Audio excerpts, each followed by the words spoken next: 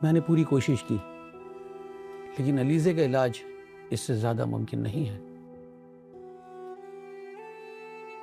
ये तो अलीज़े की हिम्मत है जो दर्द उन्होंने बर्दाश्त किया।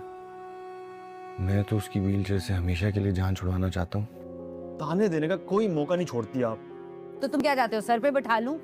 और मेरी एक बात सुन लो, जुबैदा अब तुम पे कड़ी नजर रखेगी, उसके सामने ऐसी वैसी कोई हरकत ना करना। आलम ने तो तुम पे कड़ी नजर रखी हुई है और मैं नहीं चाहती हूँ कि तुम्हारा अब्बा उस जुबैदा के सामने कोई तमाशा लगाए। अब मैं वहाँ इबादत करती हूँ और मुझे मुझे बहुत सुकून मिलता है वहाँ सुबह इबादत करके। आप एक दफ़ा अब्बू से बात करके देखें।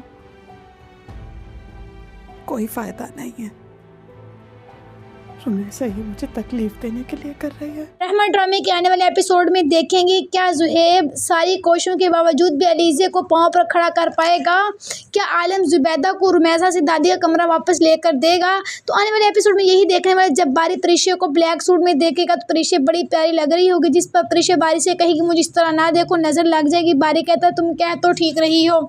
रास्ते में बारी और प्रीशा शादी से जब वापस आ रहे होते हैं तो रास्ते में आइसक्रीम भी खाएंगे। दूसरी तरफ रुमैसा जुबैदा को बातें सुनाना शुरू कर देती है और जुबैदा से दादी का कमरा छीन लेती है।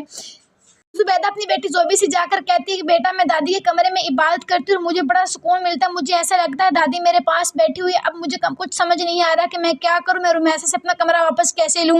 इस पर जोबी कहती है माँ अपने बाबा को बताएं, हो सकता है इसका कोई हल निकल आए। जुबैदा कहती है रहने दो बेटा, रुमैसा सिर्फ मुझे नीचे दिखाने के लिए ऐसा कुछ करती है, मैं तुम्हारे बाप को कुछ कहने वाली नहीं हूँ। दूसरी तरफ रुमैसा अपने बेटे काशिफ से कहती है बेटा तुम अब जुबैदा के घर में हो, इसलिए कोई ऐसी हरकत ना करना जिसकी वजह से आलम मुझे जुबैदा के सामने बातें सुनाना शुरू कर दे और तुम पर नजर रखे हुए है।